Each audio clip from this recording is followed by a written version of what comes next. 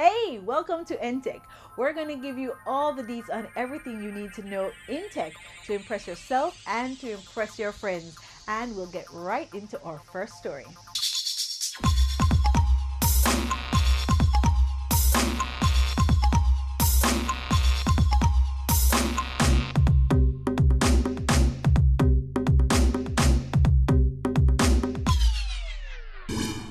Persons have reported that Blackberry is dead. Yes, even Blackberry thought they might be dead when they killed off the name of their parent company, RIM, which stood for Research in Motion.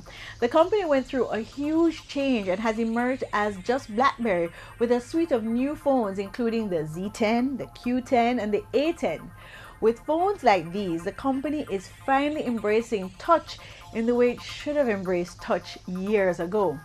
Do you have a touch that's always freezing, or do you put a person on hold simply by smiling when you're on the phone? Well, finally, Blackberry has fixed those problems, and we've got a line of 3 Blackberries actually worth talking about. All 3 Blackberries work with the Blackberry 10 OS, which has a lot of novel new features. I'm in love with features like Smart Hub. Of course, Blackberry is still the best phone to type on, whether or not you're using a physical keyboard or the virtual keyboard on the screen. The Z10 is a full screen phone. The A10 and the Q10 both offer physical QWERTY keyboards that the Blackberry users have come to love. And with the Q10, they even remove the trackpad, which means that you have more space for the keys. And now let's look at the tech news. So Ouya recently announced that termination rates across networks are going to drop, and subsequent to that, Lime, Digicel, and Flow have all indicated that they're going to be changing their rates to you. This means that you're going to end up paying less money for calls across networks, as well as probably paying less for calls within networks too. Some of these rate changes have already taken effect. What is a smartphone without apps? The hot app this week is the Yellow Pages app. You want to have this app on your phone because 1, it's free, and 2, it's customized for Jamaica, so you can search for any number you want that's listed right here on Yard. The other day, I didn't know the name of the place I wanted to go to, but I knew where it was located. So I put in the category in the keyword search, and when the companies listed came up, I just looked for the address and found the one I was looking for. And then I was able to dial right through the app.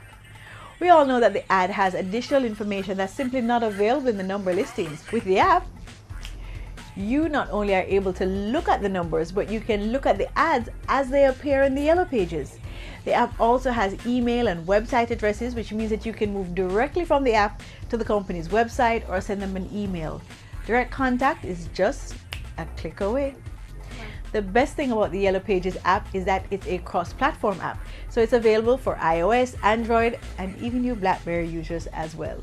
The information powering this app is the same information powering the website, to which frequent updates are made. If you want to go old school, you can pick up the actual book. See? Sadly, every day it seems that Facebook changes their privacy settings, and every time they change their privacy settings, they don't always take you into consideration. You have to go in and change your settings to make the necessary adjustments in order to keep your private settings, well, private. So we're going to show you how you can go in and make those changes. First, you want to launch Facebook. Then look to the top right hand corner and click on the bold, which is the settings icon, and then click on privacy settings. You will see several tools and options to determine who can see your Facebook activities and who can find you. You need to go into each of those settings and customize it the way you want it to be. For future posts, you can limit it to just your friends of friends, just yourself, or if you really want, the whole world can see. If you have already grouped your contacts into close friends, work associates, and acquaintances, you can make posts visible only to those specific groups. So if your boss or your mother are on your page and you want to post comments about a particularly embarrassing experience you had last night to just your girlfriends, well, you can customize those settings to limit it to only go to those persons. Also, do you keep getting random friend requests from people that you don't know? Well, simply visit the Who Can Look Me Up section of the privacy settings. Here, you'll want to tweak these settings to limit how it is that persons can find you. While you're on the settings page, be sure to go through some of your other key settings as well to make sure that they're right for you. So for example, in your general settings, if you haven't changed your password in over a year, it's time to update your password. And remember, when you change your password on your Facebook, you will have to go in and change your password on your mobile devices as well. Under security, you might want to tweak settings on how it is that you are notified if you log in on your phone or another computer. Would you like Facebook to send you an email?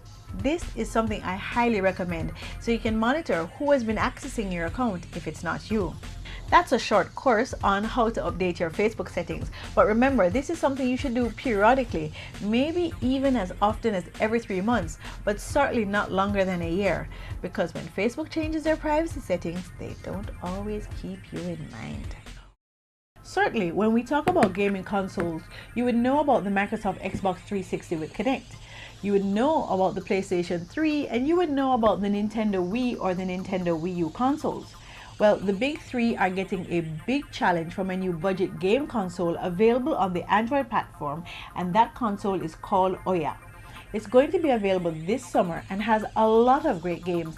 And the best thing about Ouya, of course, is that instead of the $199 or upwards price tag of the other consoles that I mentioned, Ouya is going to be released into the US market for $99 for the console, including one controller. Now, Ouya has taken a completely different path from the big three. In fact, the group that designed it introduced it to the world on Kickstarter, and after public funding, it was the most successful Kickstarter project in the history of Kickstarter. Hey, that's Intech for today, but before you go, we have got a treat for you. If it is that you can give us the size of the screen of the A10 that we mentioned earlier in the show, then you could win $300 call credit from Digicel. All you need to do is respond to us on Twitter using the hashtag Intech. And the first and fifth person with the correct response will win the Digicel credit. As I mentioned that, don't forget to follow us all over social media. We're on Twitter, we're on Facebook, we're on Instagram. Everywhere you need to find us, we're there, and we'd love to hear from you. I am Carlette. This has been Intech. We out.